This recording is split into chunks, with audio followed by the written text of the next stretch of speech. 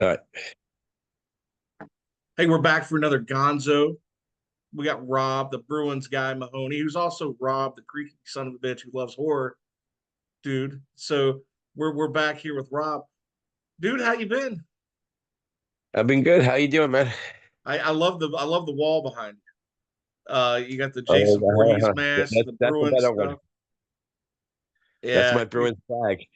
and you got the Voorhees going on right behind you Let me see if I can show you close enough what it says on the bottom of the Bruins flag. for life. Bruins guy. It says I got a it's question for you, man.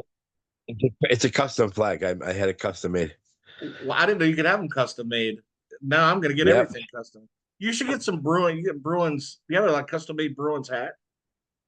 Yeah. Oh, I do. I have one that has Father Mahoney on it. Uh, Here's my favorite thing, and this was sent to me by our local Coke distributor. Oh, Let's cool. see. Yeah, can you see that? No, It's but what there. to say? Bruins guy. Oh, okay. You have to excuse me Yeah. because I'm like red green colorblind. So anytime you throw red up on the screen, I'm like, what? Yeah, so they heard about the local distributor heard about the Bruins guy thing, and they reached out to me and asked if I wanted a custom bottle. It And the hasn't ma- been drunk. It's 2 years old. It hasn't been drunk. and the mayor didn't even give you a job after that. Come on, that guy. No, the Bruins should have gave me season tickets. They should have. They should. All right. So I'm going to ask, what's wrong with the Bruins, man? They got off to the lousiest start for a team that is so freaking good. Well, I could tell you it was partly Swayman's fault because Swayman held out, and they were forced to start Corpusello, and I've only seen the guy play twice. It was first game, and then he played last night, and he looked better last night. I will say, just the Bruins' offense is gone. Yeah, No Pasternak's goal been against he's the been like Flyers. MIA. Yeah, He uh, Pasternak's been like Aaron Judge in the playoffs. I never thought I would see the Bruins they're in last place right now in the American Conference. Yeah. Now I don't expect that to last. I mean, get a couple of months in, and we'll be talking about a different scenario. Now my Yeah. Capitals got off to a really hot start, but I don't expect to be talking about that in a couple of months either. So we'll see some. Speaking of the Capitals, I came up Yeah. with a name from the past that fits our weird hockey names. See if you remember this one. Alexander Seaman. I do. Did he play for the Devils? He played for the Devils, but I think he had one season at the Capitals. But mostly, I think he was a Devil. Yeah, he's known as a Devil, but I believe he played one season, or maybe finished the season with the Capitals What an in a trade or unfortunate something. name. But Man, what a horrible name. Alexander, What a yeah, horrible name to have. Seaman. I would kill my parents if I like. I mean, I guess it's not their fault that they were born with the last name, but like, I'd go down the family tree. Whoever's like the only surviving member of like the past, I would like just destroy them. Like, why didn't you change your Well, name at some oh, point? no doubt. Can you imagine the hell some kid would have in high school having that name? Yeah, I know. Uh, It's just Jeez. I mean the torture alone. It's But it would because you make could hear a good name for a. yeah. It would make a Go good name ahead. for a porn star, like Rod Seaman or or Yeah. uh, or Jenna Seaman. That's funny. We Boogie Nights. I expect to see that name in Boogie Nights or something. Oh my God, I haven't seen that movie in 1,000 years. I forgot all about that. But what? But Yeah, that's a crazy name. That's a crazy. So I had a question yeah. for you, just random stuff. Say you walk Okay. into random bar in Boston, and it's kind of rough, and it's about to go down, and you can pick one wrestler as your the guy you're going to be fighting alongside in that place. Do you pick Oh, Hulk? easy. Do you pick Hulk Oh, Hogan? I got it's a multiple choice. Okay. Oh yeah. Do you pick Hulk Hogan or do you take Randy Savage? I go Savage. I would too. And I'll tell you why. Because I think Hogan, like, yeah, he puts up a tough persona, but I don't think he would have your back. Like he would do his thing and then probably just walk away. Savage, like you even come close to Savage. I mean, you might remember that WCW video where the guy tried to rush the ring Oh yeah. and Savage beat the crap out of him. Like he left in an ambulance, they said. Oh, that guy was not And a small guy either. no, he wasn't a small guy, and Savage, like he didn't hold back. He was all about protecting the people in the ring with him, and Yeah. a lot of people came down on Savage saying that he was like just out for himself. No, I disagree because he was protecting his opponent just as much as himself there Oh yeah. I'd take Savage for like one simple reason. Like because he. Hogan might talk a little stuff. I don't want somebody to talk something like they're like Ric Flair smack talk. I want the craziest sounding some bitch in that bar next to me, and you hear Yeah. that guy. Oh yeah, like nobody's gonna mess with No, there's a couple guys I would go into a fight with. I would go to a fight with Triple H. I would go into the fight with Brock Lesnar, of course. Oh God, yeah, Yeah, Brock. Shamrock. Brock. I wouldn't have to do anything. Brock would like just sit back. I got this. Enjoy your beer. I've got this. Yeah. Ken Shamrock. If I need you, I'll call you. Shamrock would be like belly flopping people out through the window. You Oh know. yeah, Ken Shamrock, because he was legitimate. Everybody thought that was a wrestling persona. No, that was Ken Shamrock. Like Ken Shamrock could flip out at the drop of a dime. I've seen him do it in the UFC days, and the one of the fights that he had was against Ois Gracie, and Yeah. great fight.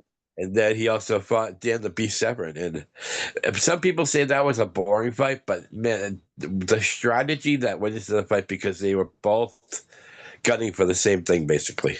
Can you imagine how exhausted those guys were at the end of that? Yeah. Because that stayed I on the can't, ground a lot. That burned a lot of energy.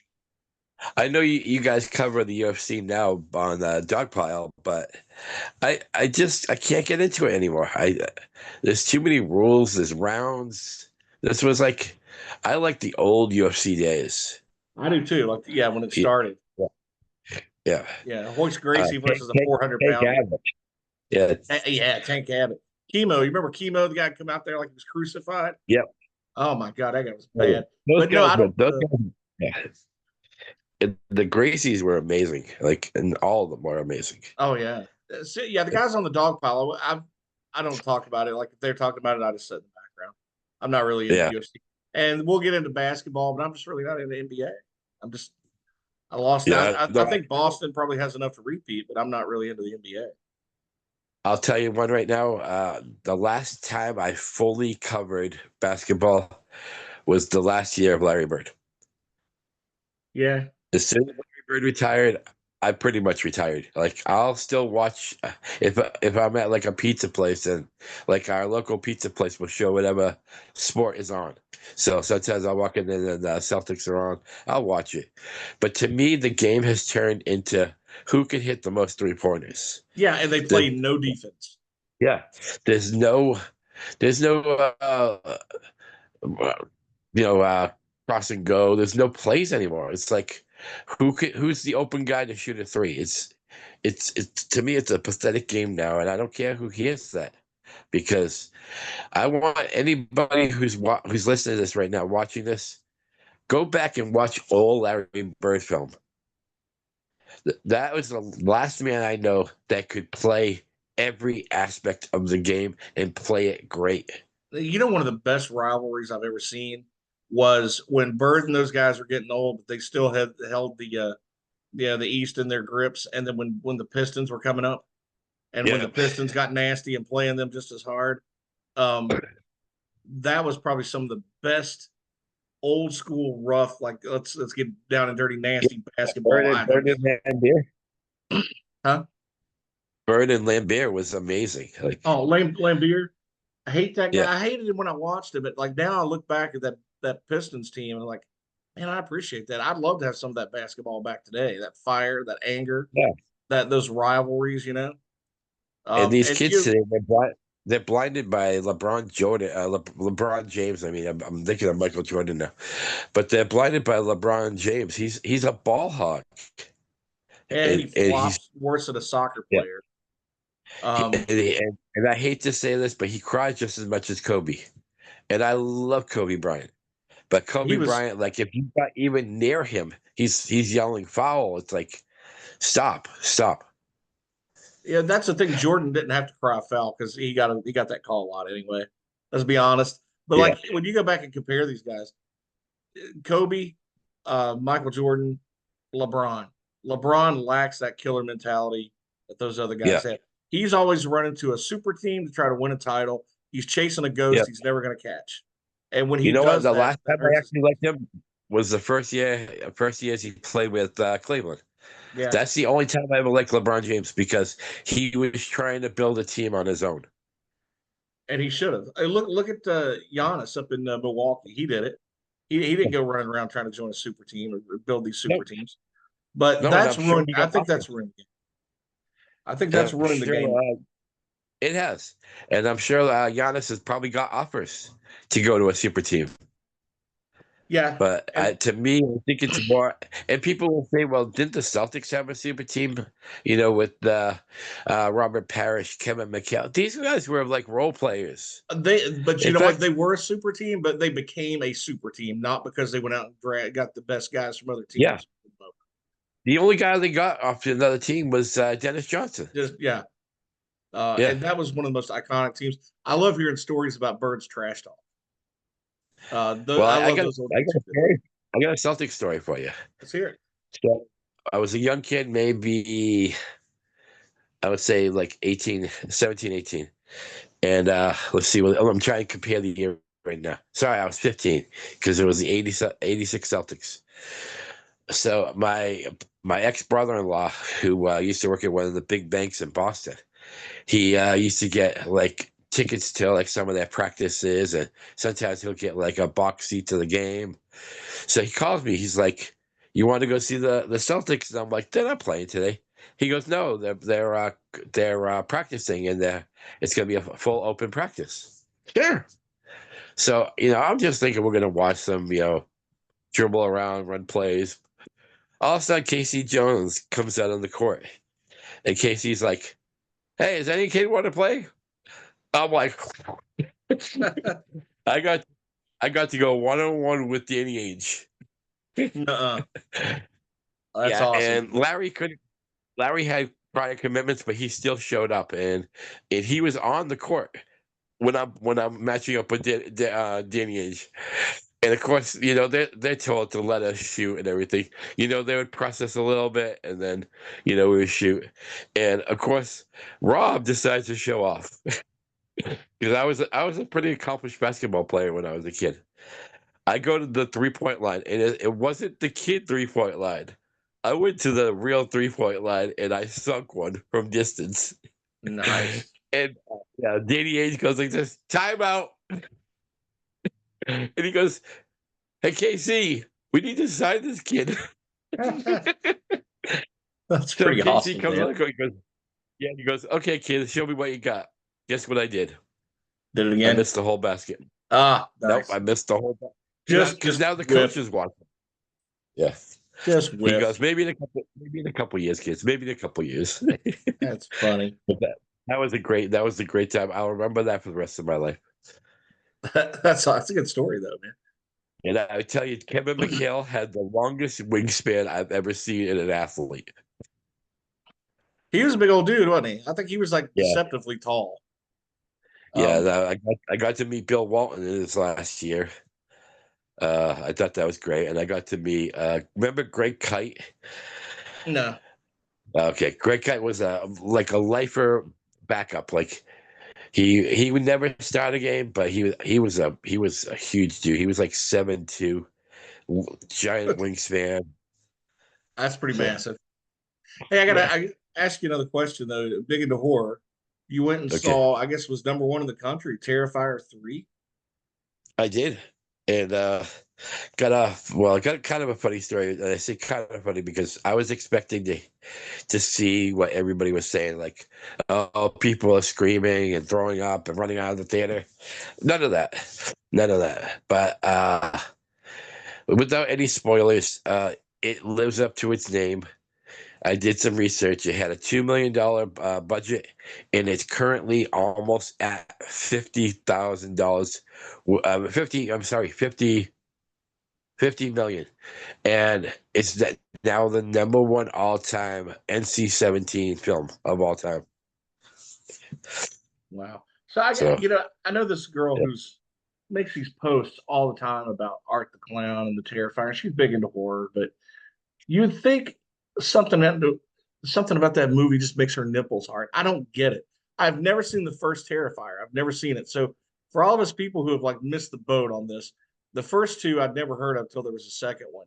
And then I hear Terrifier Yeah. 3 is number one in the country. Like, how did that happen? Like, what is it? What is this series about? Like, tell me about like Art the It's Clown. about What's well, the thing is, we still don't know why he does it. Three movies, and there's still no explanation why. But maybe that's a good thing because that happened to Michael Myers when Michael first came around. We opened the scene where he kills, and we didn't know why until part two. right? But I I actually like that concept of not knowing why. And this movie, I think, is an escape for people because it is over the top gory. Um, you know, I don't take this movie too seriously. I know a lot of people have criticized its gore. And the thing is, they have to remember one thing: it's a movie. It's not saying, "Hey, watch this so you can do the same thing." We all know. This is supposed to be a release from the real horrors in life, which is around us every day. The real Yeah, horrors. yeah. So I use this as an escape from reality. But some people have gone on their podcasts or like a live video, and they've been trashing the movie because, oh, people are laughing. You people are sick because he's doing outrageous things to people. And I just keep saying the same response. It's me. Yes. So Yeah. I mean, people have been saying the same thing well, since the slasher films of the 70s.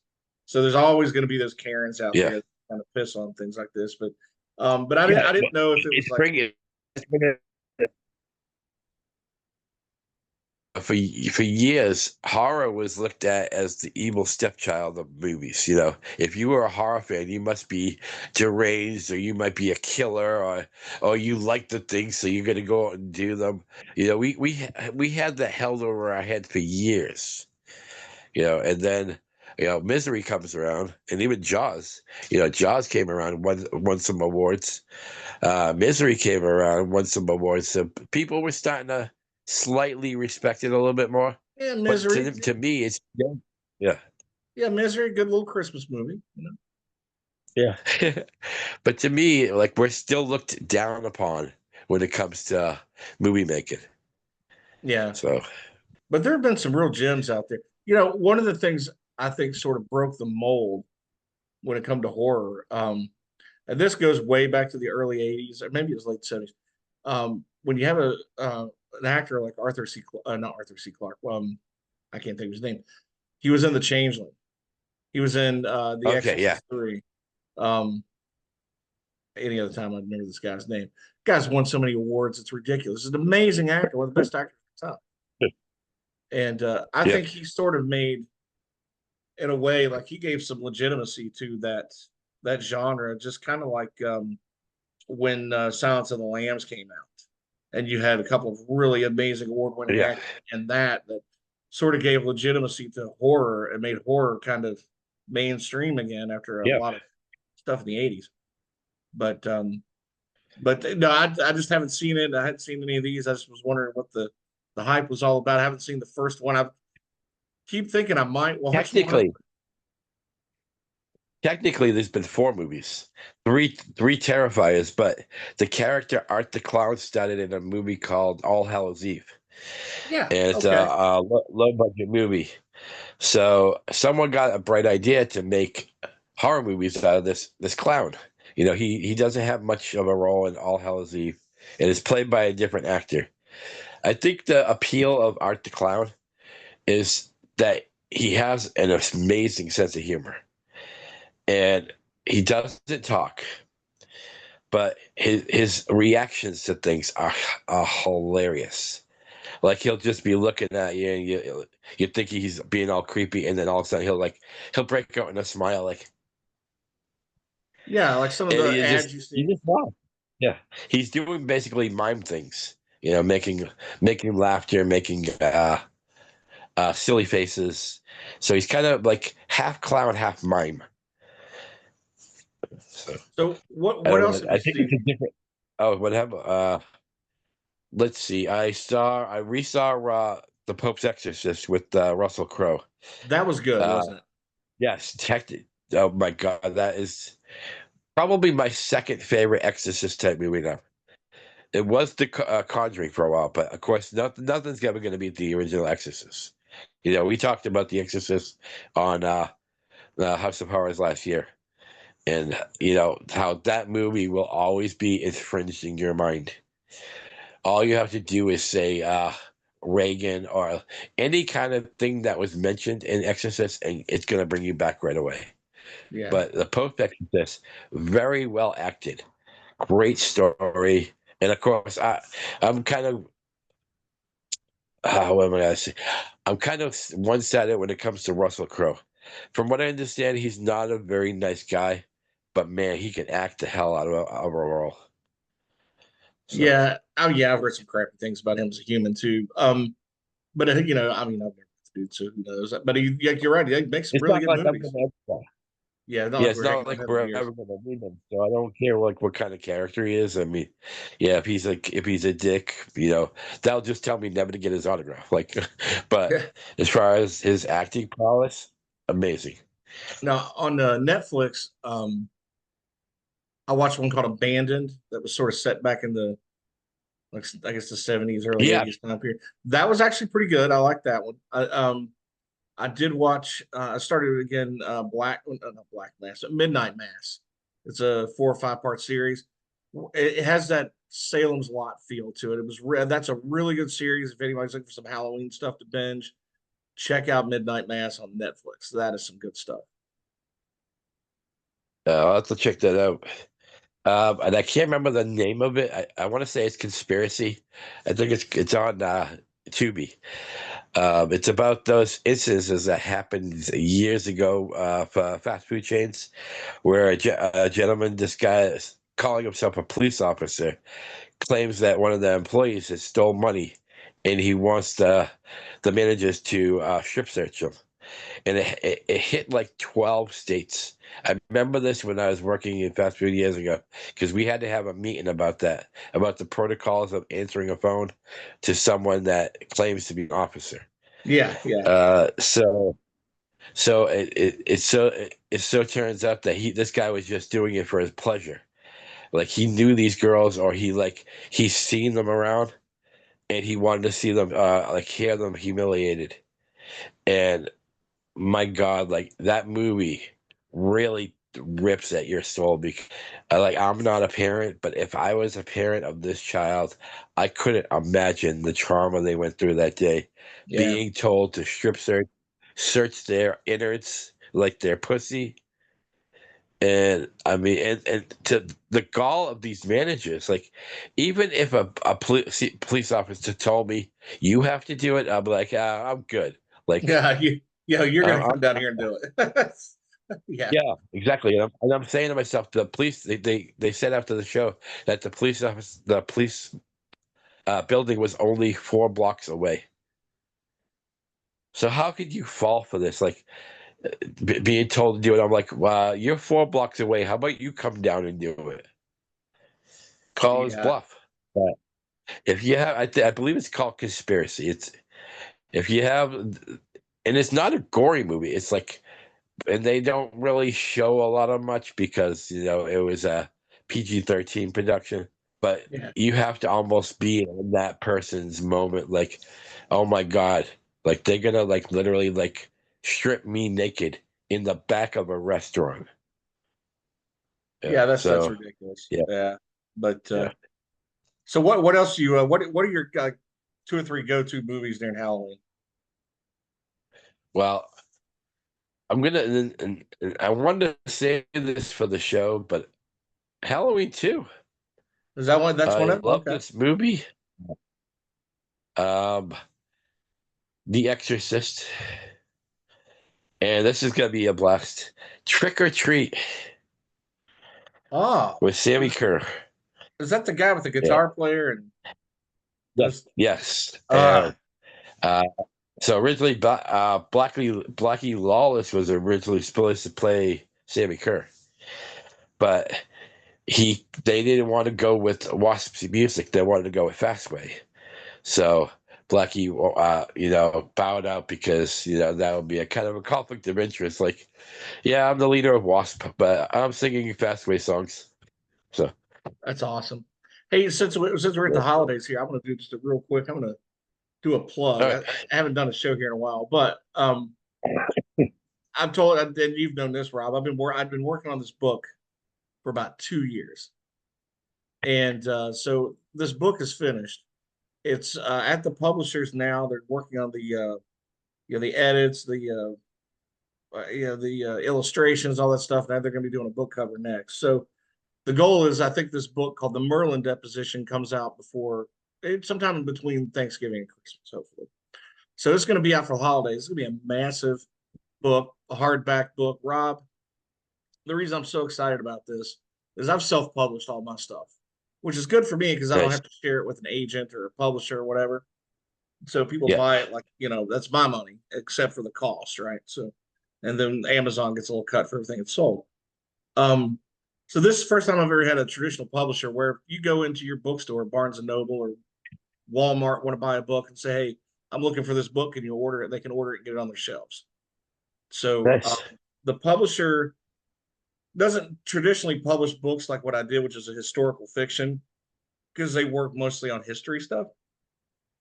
And this Yeah. is a King Arthur story. So, Rob, this the cool thing about this is like, and just I'll be kind of brief about this, but before we get into Halloween too, but over the course of history, King Arthur has influenced a lot of stuff, a lot of sci-fi, fantasy, Lord of the Rings, for example. Bless you. so, Thank you. so it's if there was no Merlin, there would be no Gandalf, right? So we all sort of know this with this, but in historians, of all the historians out there, about half of them say that King Arthur, that story is based on a real person, and then the other half say it's not, and Yeah. archaeologists the same way. So those who think it's based off a real person, generally there's like 8 or 9 candidates who they think it could be based on. One of them is an old Roman Yeah. soldier when Rome fell, and then they were leaving the island of Britain before it was known as Britain, and so they think it was based on an old Roman soldier. Well, anyway, of the 9 candidates, you have to ask yourself the question. For the listeners of this show, ask yourself a question if you're a fan of Lord of the Rings or King Arthur or the Holy Grail and the whole the comedy stuff, all that Life of Yeah. Brian movies with those guys, John Cleese and that group, Python. Yeah, of all the if you're gonna have a King Arthur type, wouldn't that person in their lifetime have to have other people that are around them that could be similar to other characters in the King Arthur story? Where's the Peridor? Where's the Guinevere, the Lancelot? Yeah. Where's the Merlin? So the main candidates, this guy who Robert Prather, who's also a historian, he writes history, and he approached me to help write this as a historical fiction because he'd never written fiction. So after like 20 years of Yeah. research, he's like, okay, you'd think these characters that the historians think would have these other people around them, none of them qualify. So if you have to have a Merlin Yeah. or whatever, none of these people had anybody like that in their lifetime that's considered the real King Arthur, right?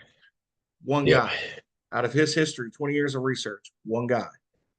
And then when he started looking at the people around him, he found, oh, wait a minute, he found a Guinevere type.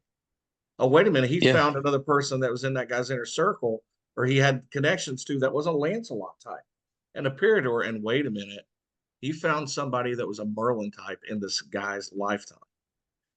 So we're actually naming a new candidate that no historian has named that is the basis of the King Arthur legends. And we're telling it through a historical fiction. So you can look at it kind of Nice. like look at it like a Dan Brown book where it's like, wait, there's a lot of real truth in this. And we go Yeah. back and we dig up history. And not only we do tell the story, but in the back of the book, we have other things that historians can read how we tie these things together and what Yeah. research books and what, because a lot of this was never written in the Dark Ages because they call it the Dark Ages for a reason. He goes through and finds like writings by old monks in different monasteries, um, the Black Book of Carmarthen, uh, the Welsh Triads, all these old books that people just discard and found information about these characters, these families. And anyway, it's an amazing story. It's called the Merlin Deposition. So look for it, everybody. This fall, this winter, somewhere around the holidays. I'm so excited about this. This is one of those books that I think it's like a generational book that could actually change history if people read it and actually Nice. start the discussion. So the question is, we just got to get people to buy it. So it's a small printer, it's a small publisher, but we need word of mouth people because we just don't have the money to put it in there. But I think if the right people read it, this thing could take off. So Robert Nice. Pratherwood, Cyrus Alderwood, the two authors on this. So anyway, that's my little plug. 2 years of my life buried into this. So um, pumped, pumped, Rob. Nice. Well, I hope all the success for that. If you happen to see it on a shelf up in Boston or somewhere, snap a picture Yep. for me. Okay. Will Yeah, do. I'll throw it on Like, Twitter and say. I was gonna go to Boston last week, but I ended up canceling. So, So what else? um, What else you got going well, on, Rob? one more thing I wanted to talk about briefly is the Halloween season to me has changed over the years. I think about when I used to go trick or treating. I can remember I would get home from school, take a quick shower, change in my costume, and I went out right away. Like it's like almost 3 o'clock, and I'm already trick or treating. And I would stay out till like 9:30. There was one Halloween in particular. I changed costumes 3 times so I could get more candy. I walked around because our neighborhood was huge, That's so it would take dedication. about 2 hours to cover the whole neighborhood. Yeah, I came home with enough candy to probably last me 4 years. But Yeah, today, these kids have limitations now. It's I think it's like they start at 6 and they end at 8, and I'm like, what? How you can you can't. get candy in 2 hours? Like, I I know people are afraid, because you got you hear the urban legend about the white van following you. Hey, little kid, get in my truck. I got candy for you. I've heard all this, but you know what? I did. I would hang out with my friends because you're less likely to get jumped when you're with other people. Oh yeah, And these parents today, they're way too protective of their kids. Let your kids be kids. Let them enjoy being a kid because once your childhood is over, it's all business now. yeah, So I want to say I disagree with this whole 2 hours, and then they have like the little kids can do like the street candy for like 12 to 2 in the morning. Like, who wants a trick or treat in the morning? You're supposed to be scared. You're supposed to live that adventure of, oh, it's dark at night. yeah, Uh, I don't understand. We do everything else for every other holiday, but Halloween is, to me, it's like horror movies. It's the evil stepchild of holidays. Oh, you can't stay out too long. Oh, there's gonna be knives in your candy. That's why you're a parent. You go through their candy before they eat it. yeah, Like yeah. And they, my I parents mean, would never. Yeah, my parents would never let me touch a thing until they checked every single candy. yeah, I know my dad was looking for the best stuff. He's like, let me look through Yeah. Oh this. yeah. It's- That's yeah, like this the thought of maybe someone slipping a blade in it or like drugs in it. Yeah, I understand the fear, but it's like that's yeah, why you're a parent. So yeah, yeah. that's And just it's, my little social commentary. if I had kids, I guess maybe I might understand a little better. But I think it is a softer, like a lot softer. Because we were kids.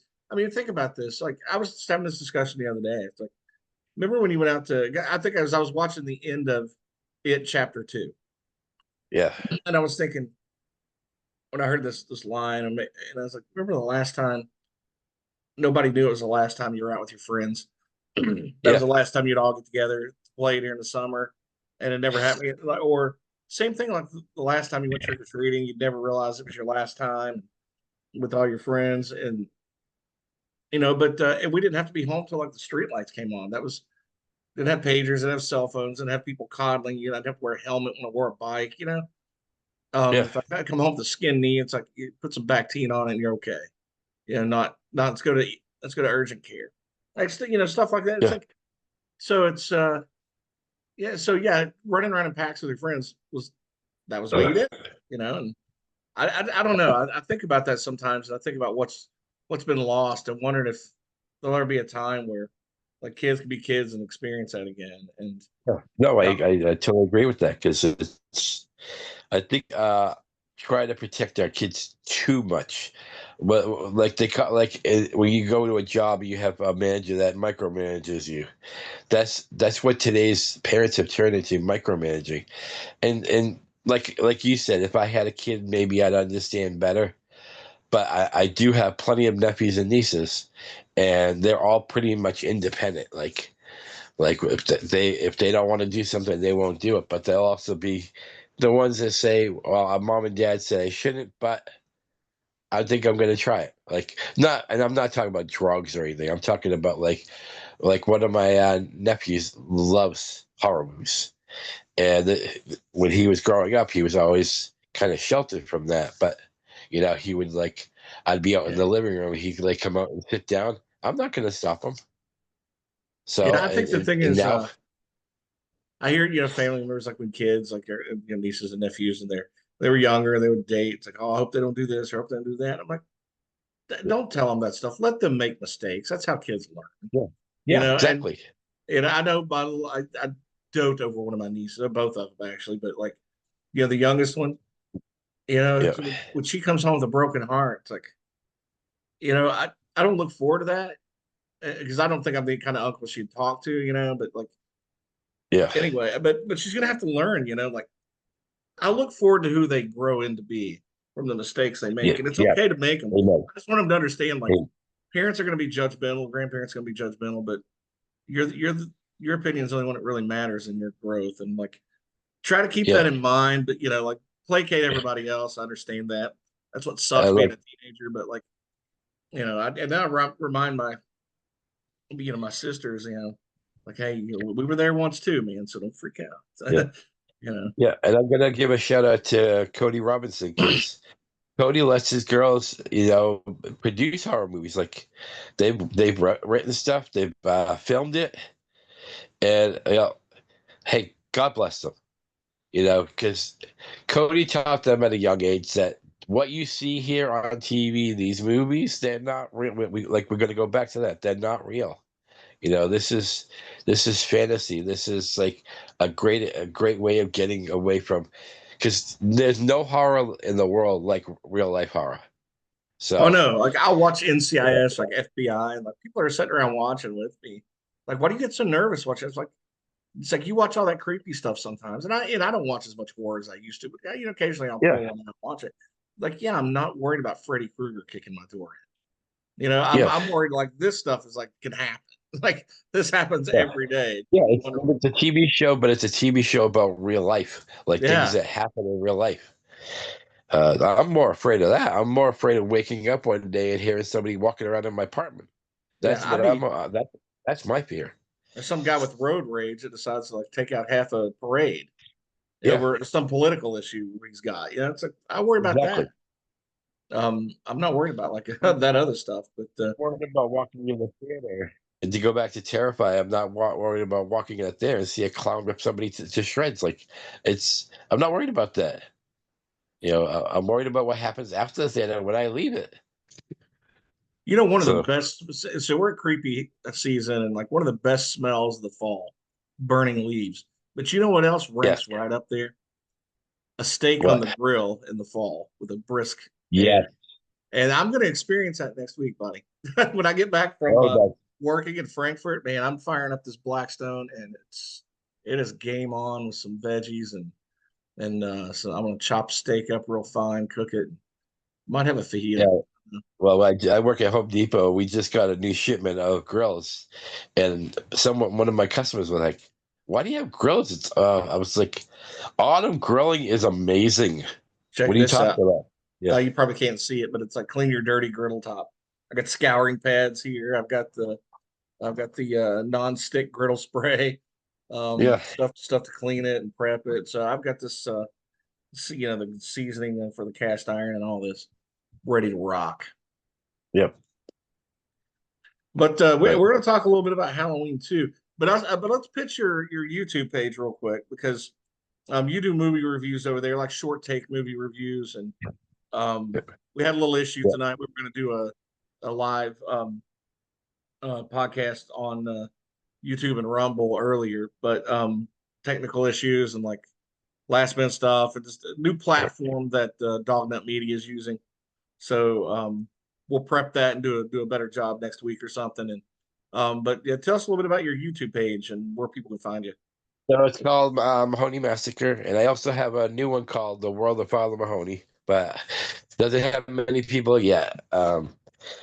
I've had it up for about 10 years now. I finally passed 1,100 subscribers, which is not a lot by YouTube standards, but you know, it's oh, over 600,000 hours of video have been watched on my YouTube channel, and to me, that's still amazing because I'm just an ordinary guy. Like, yeah, I have a lot of monikers, Father Mahoney, Bruins guy, but you know what?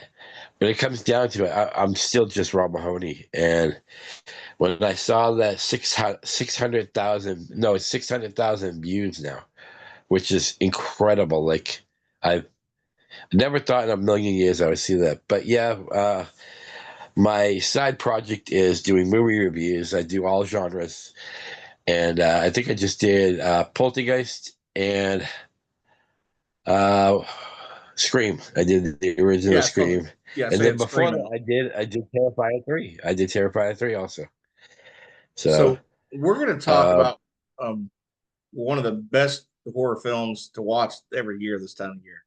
Because before we had done a review on the original Halloween of 1978, John Carpenter, and he shot that son of a bitch 6 times. Can you believe it? yeah, That's wild. they shot him 6 times. But tonight we're going to talk about part two. And you alluded to it earlier because we never really knew why Jason or why Michael Myers did what he did, but we find out a little bit in part two, which that probably didn't really have so much to do with Carpenter this time around with the Yeah. writing. But there's some fun facts about the movie, and you got some facts about the movie you want to talk about too. Let's get jump into it, man. Halloween 2, So 1981. Halloween, yeah, Halloween 2 starts right where Halloween 1 ended after Michael falls to the ground after being shot 6 times, and that iconic line to end the movie, "What's the boogeyman?" As a matter of fact, that was I still love, like, that's a hard line, and so we pick up right there, and he goes down to find Michael gone. And to me, I love this opening scene better than the original, even though the original showed uh, the murder of his older sister, but Yeah, this one to me is more tense because you don't know, now you know what Michael is. Now you know Michael's basically inhuman because he survived 6 shots, and you don't know where he is. He could be anywhere in this neighborhood, and to me, that's terrifying. After seeing what he just did and walked up and got away, and now he's just walking around, basically looking for more people to kill. To yeah, me, that's terrifying. And there's that line that where the next door neighbor comes out. I've been trick or treated to death today, and Loomis goes, "You don't know what death is." I love Donald Pleasant's deliveries on. He has impeccable timing, and I'm going to say this, and Jamie Lee Curtis fans are going to be mad. Donald Pleasance is the heart and soul of Halloween. of Oh the yeah. Halloween franchise. He is. Um, yeah, I mean, Jamie Lee, and I'll get into this later, but to me, Jamie Lee almost destroyed the series. But I'll get into that later. Oh yeah, I want to hear This that. movie starts off right away. You don't know where he is. All the cops are looking for him, and he ends up in this the older couple's house, Mr. and Mrs. Elrod, and yeah, the infamous scream that Mrs. Elrod walks in, sees blood on the table because there used to be a knife there, and then when she turns back, there's blood, and you don't see like Mr. Elrod killed, but you assume that's his blood. And of course, the next door neighbor who's about to go to work at the hospital, Mrs. Elrod, are you okay? To me, it's like it's more of a survival movie now because the neighborhood knows he's out and about. And poor Ben Tramer. Ben Tramer is the one that was supposed to go out with Jamie Lee Curtis because Annie set her up on the date with him. Ben Tramer's wearing an identical outfit and gets killed by two cars hitting him, one from the back, one from the front. We don't get a confirmation of that, but minutes later, a couple of kids are looking for their friend Ben Tramer who never came home. So we get the implication that that was Ben Tramer. And to me, this movie has a great setting. The hospital setting. Who isn't afraid of hospitals at night? A lot of Heck, people are. Like heck yeah, I'm a man. regular. I'm a regular at the hospital. I hate going. I hate trying to sleep at night. Question for you. How ironic was it? Like the first kill in this movie was by a cop running over a guy, Tramer. Um, Yeah, but I was but looking. that's the This is kind the of panic interesting. the neighborhood had now. The panic Yeah, in the neighborhood was yeah. yeah. That had to be him. This is really interesting. Yeah, you're right. I think it had to be him because I was looking up some like fun facts on this, and I found out like Yeah, in the first movie that was the boy that Laurie Strode had a crush on, yeah, and she wanted to go to the prom with him. But here's the interesting thing: the guy that hit him, the deputy that hit him, is played by a guy by the name of Dick Warlock. I was reading about this, who yeah, during the movie was also playing Michael Myers that time around because the original actor had since become a director and wasn't available. So the cop that hit him was actually the guy who played Michael Myers behind the mask during the filming. yeah. That's And the interesting. one that played Michael Myers in this one is Tony Moran. And I thought Tony Moran's portrayal was just as good, if not better. I think to me, Michael's more menacing in this one. I think you're right. And I know yeah, go ahead. No, I think you're right. I think the second movie, he just had a little bit more of an ominous feel about it, and maybe it Yeah. was it subtle things like maybe the way he carried himself, or I mean, because obviously he doesn't have any Yeah, lines. even the way he walked down the stairs when Laurie's trying to get on the elevator, the stair scene was amazing. Like I was so tensed up because that elevator took forever to open, and Yeah, I was I was on the edge of my seat that whole scene. But no, to me, I thought Tony Moran probably played Michael Myers better. And I did look up a fun fact that is the same mask. A lot of people think it's a different mask. I guess there was some kind of like lubricant or some kind of like I think it was like some kind of spray that made it look different. But it was the same mask that they used the good old William Shatner mask from the yeah, first one. yeah. Whoever Um, knew my William Shatner would be feared. who knew? Who knew? And now he's on Yeah. all these creepy like half-hour shows and hour-long shows about unsolved mysteries and aliens and everything else. Another Yeah. fun fact about this movie, um, you're a Saturday Night Live fan, like old school, right? Remember Dana Carvey? Do you know about Dana Carvey in Yeah. this movie? Yeah. Yeah, Dana Carvey. For those who don't know, if you can find this on his IMDb page, the Yeah. comedian, He the plays same some kind guy. of assistant. Yeah, he was an assistant in the background, and he's right at the end when he's in front of the Wallace house, and he's getting instructions from Yeah. this reporter lady, and that's um, Yeah, he's part of the film crew that follows her into the ambulance. So yeah, even a comedian had a funny role, like a short little cameo in this. Back then, I mean, no one knew who Dane Yeah, Carter was, but I mean, now we know him as the church lady. He talks about Satan, you know. yeah. Um, Well, isn't yeah, that special? it's awesome. But yeah, All so right. anyway, go ahead. To me, I was going to say that the music in this is a step up, also, I believe. And I know I'm going to piss off some Carpenter fans, but this one has similar music, but to me, the music is almost another character. Because every time it kicks into high gear, you know something's happening. You just don't know where it's coming from.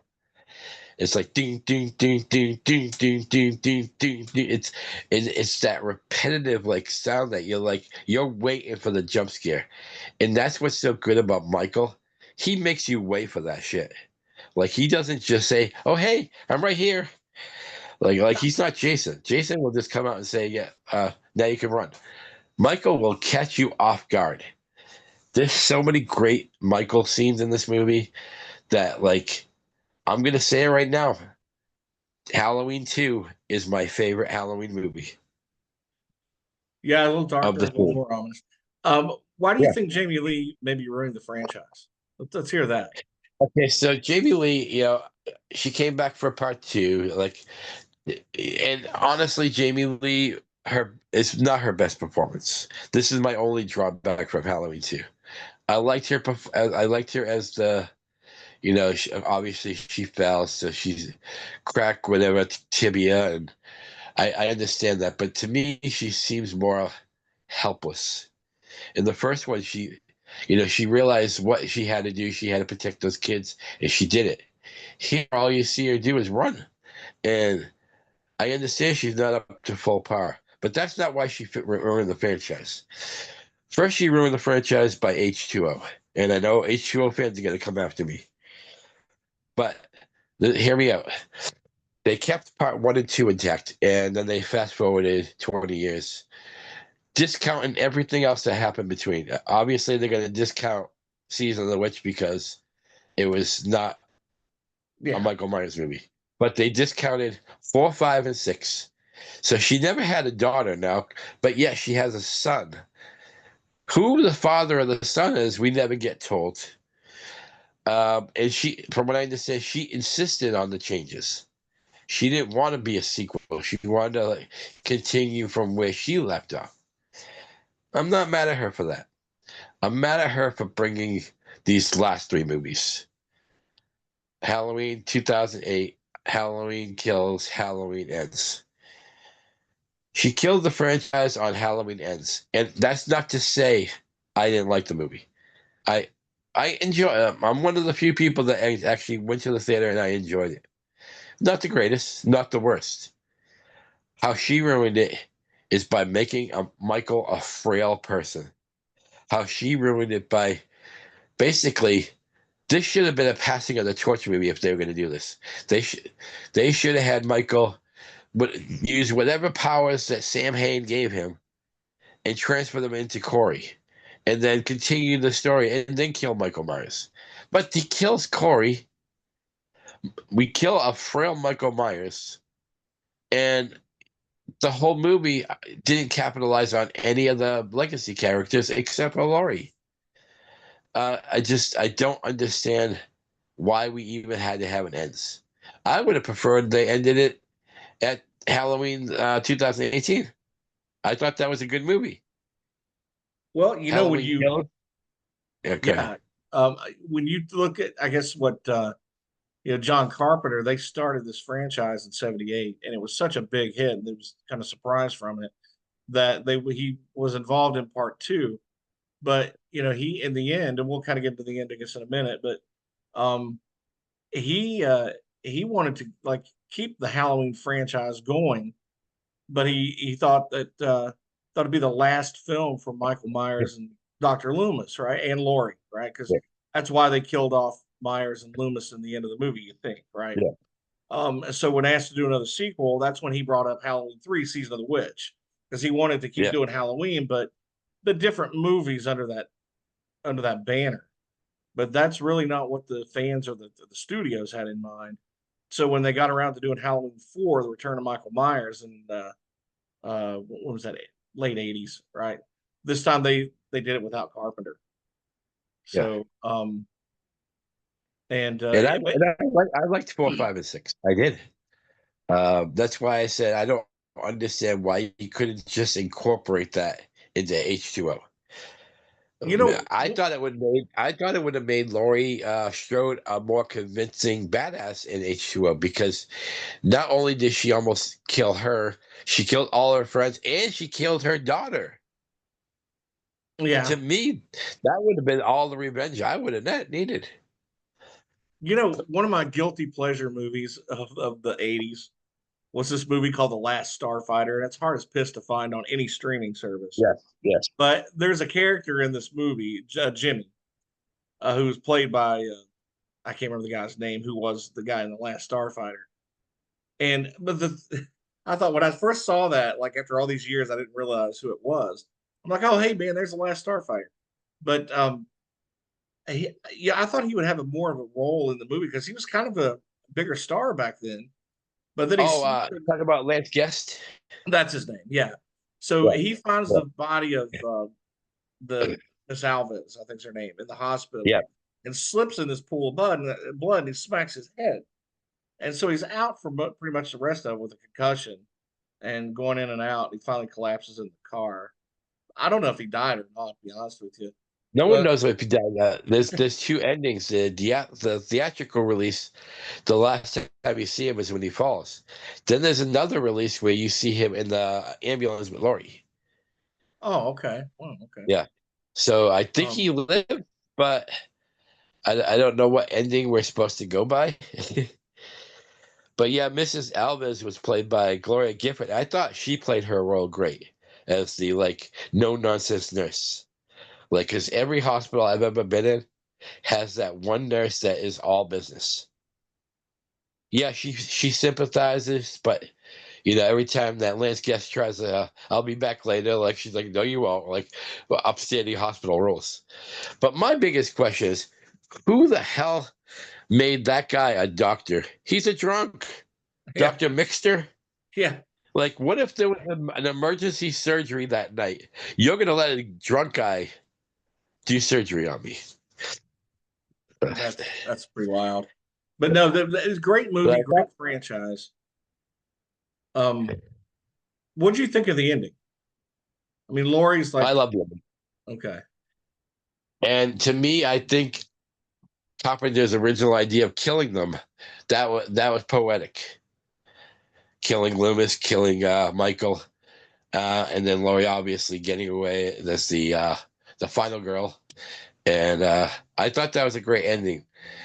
And then when they announced that, because I remember seeing Halloween 4 at the theater, and when they announced Halloween 4, I'm sitting there going like, no, Loomis can't be in this one. I could buy Michael because he already survived 6 shots. What's a blast gonna do? yeah. What's a little But fire? I mean, yeah, yeah. the scene when you first see Loomis, I was sitting there going, how the hell is he alive? Yeah, they show scars and everything, but did you ever notice through part 4, his walking gets better as he goes along without the cane? I just noticed this the last time. That like by the end of the movie, he like there's a scene when Michael blows up the gas station, and for a guy on the cane, he jumps over barrels, and I'm sitting there going, "Wow, like I have bad legs now, and I can't even do that." I had And a here's friend once. a 60-year-old guy like doing like Olympic shit over barrels. I had a friend of mine who claimed he blew up a gas station one time, but he was really just talking about the bathroom after he had to go get the key. Yeah, Yeah, I don't know, but the great franchise it really is.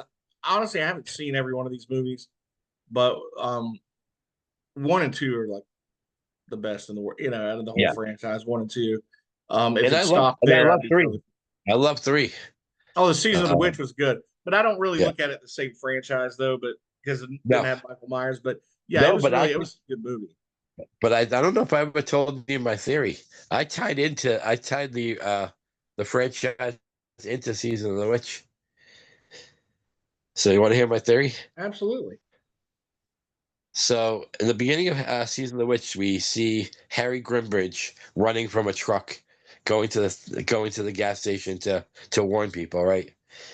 So he's in the hospital, he gets killed, and then you see Ellie at the toy store that he used to sell at, and she's going through his books, and one of the things said that he was supposed to meet a woman for dinner. Um, oh, what's her name? The the woman the last name of the woman from part six, Yeah. Mrs. Yeah.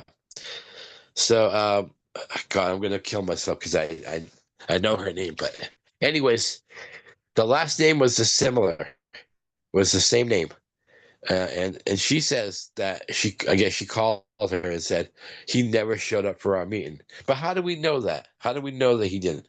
Maybe she's covering up because he had already been to the toy factory. He already collected his masks. And maybe, just maybe, she told him something um about what Cochrane was going to do, and maybe he was going to join, and he decided not to, realizing kids' lives were on the line. So part six, we're introduced to Tommy Doyle's the lady who runs the boarding house, and Yeah. she's talking about the same thing as Connell Cochran was talking about with Dan Chellis about what Halloween really is. In part six, we get almost the same speech from the lady who has the last name of the lady in part three. I think this is all.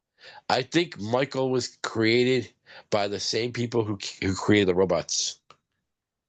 I think Michael was like their crowning achievement because they actually pulled off the witchcraft, and that these guys were supposed to be Michael's protectors. Because in part six, we're introduced to this whole cult, and those guys were designed like a cult, like almost security. Like they would die because remember he blew himself up after getting caught at the hospital.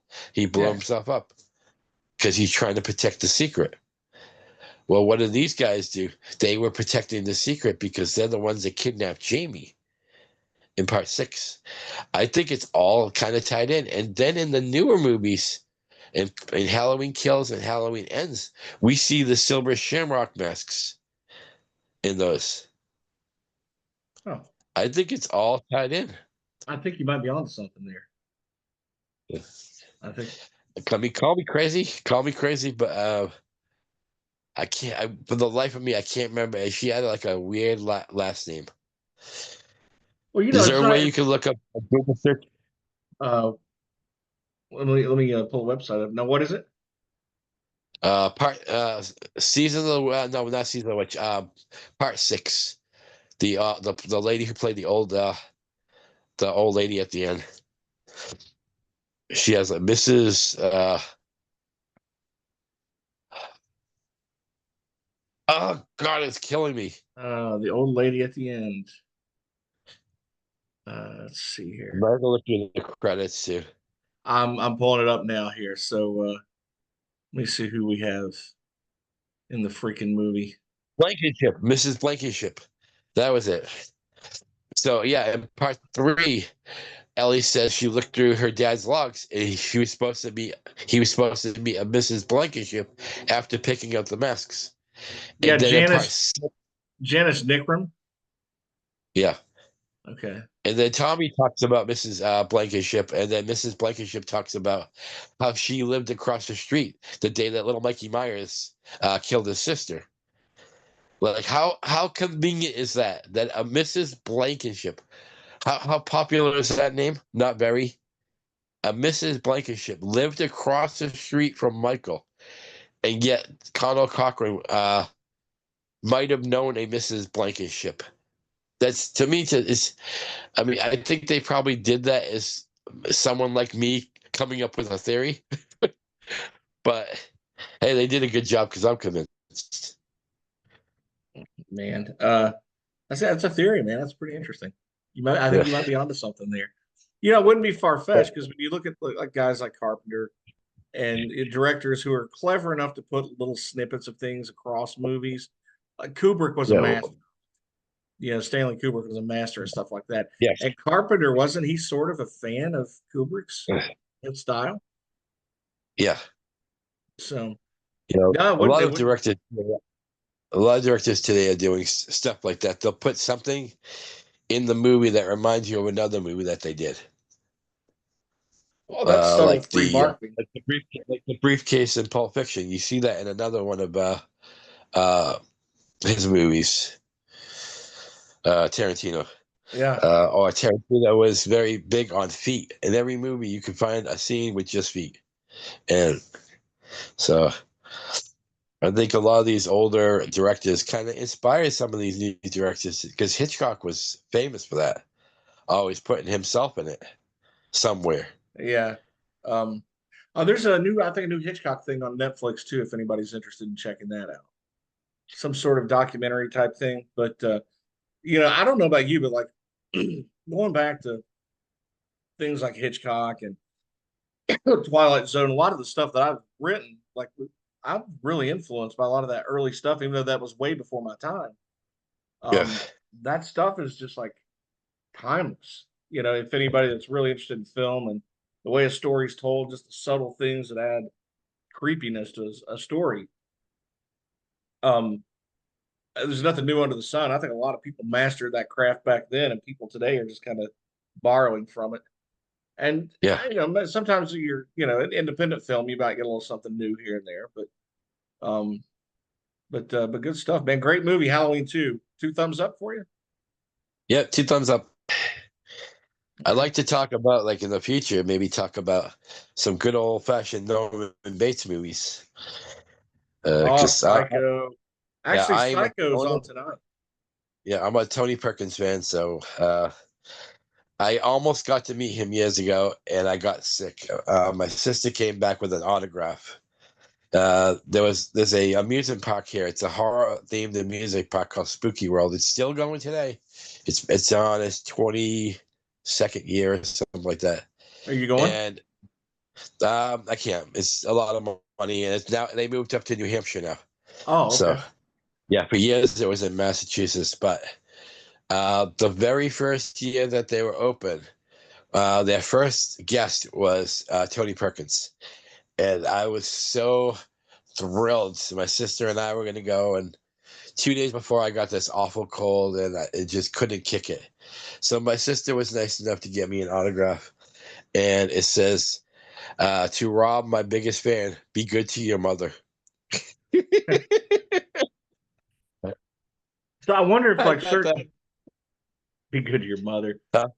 I was Be like good when to you your said mother. that, I was thinking about giving his mom in that movie, but like, what if you went and met some like '80s rappers? Would they say would they sign "Word to Your Mother"? I don't know, Yeah, I but know, huh? no, man, but a Uh, great movie, and yeah, we'll definitely end up some Anthony Perkins sometimes because the first time I saw him, that what this creepy movie, I was like, you're kidding me, this guy does other things. It was yeah. so I was so hard to like wrap my head around him doing something that's If you dramatic or like, haven't seen this movie, check it out. It's called Edge of Sanity. He plays a Dr. Jekyll, Mr. Hyde type character. Oh my God, does he bury that role? He's amazing.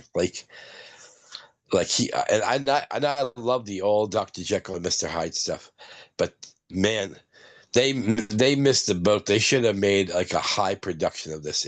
It's not a very big production, but man, he's so great at it. And that's there's cool. one look that he when he gets to the Mr. Hyde character. There's this one scene that he just absolutely creeps you the fuck out, and I highly suggest your listeners check out Edge of Sanity if you can find it. I think it's actually on YouTube for free. I could be wrong. Oh yeah, I'll check it out. Definitely check that. Hey Rob, let's do this again sometime soon, and we'll talk Okay. about some Perkins. We'll talk about some other things, but talk a little hockey. But so everybody, don't forget to go check out Rob's YouTube page. Make sure you hit subscribe and check out his stuff on. Are you going to stay on Rumble, or are you going to? I gotta. The thing is with Rumble, you have to post your stuff early. like an hour early, so that way people can see what time you're gonna be on. A lot of people don't scroll onto a a podcast that has already started. So I think Okay. that's what it is. And then stuff that I do on my YouTube channel, I'll transfer to Rumble, but it's not a live thing. And a lot of people like the live stuff. Okay. So I haven't really found my niche yet. Last year, I think we had a couple that hit like 200, but for the most part, it's been like 100 or lower. And I know it's not the quantity that counts, but you'd like to know that all the hard work you're doing, that more people are appreciating. So, Yeah. So I've never done a live, except with like Dogpile when they do that, but I've never done a live. At some point, probably I should. But if you're listening to this, it probably just means I talked about this an hour ago and just got this uploaded. So it's really that quick when I do a show like this and we upload it. yeah. So, but or like 20 minutes ago, because it's pretty instantaneous on your smartphones. But anyway, make sure you follow us on the Gonzo Chronicles. Click subscribe on that wherever you listen to your favorite podcast. Rob, we'll talk to you soon, man. I appreciate you coming on to the show, and All right. folks, we'll see you on down the road, folks.